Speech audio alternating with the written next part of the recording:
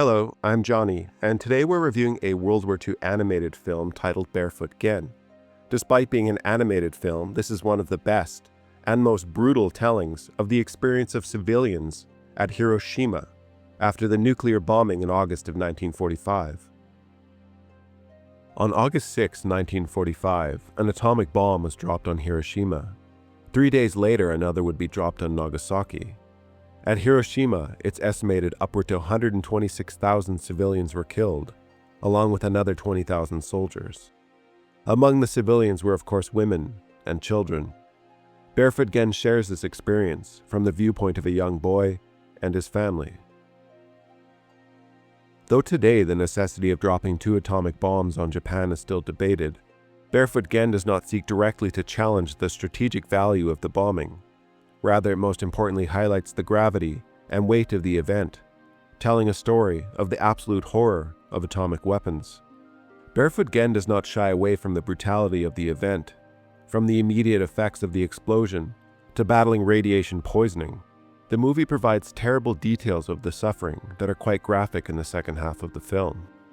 Barefoot Gen starts out simple and soft. The animation could easily be used for a children's production.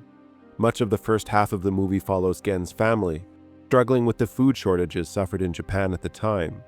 You get to know the cliché simple loving family. This of course serves the purpose of crushing the viewers in the second half of the movie, offering a juxtaposition on life as radical as the nuclear blast itself. At the time of the bombing of Hiroshima, around 350,000 people were living in the city. Citizens in Hiroshima may have been more optimistic than in other regions of Japan. The city was one of the only major cities that had been spared from fire bombings.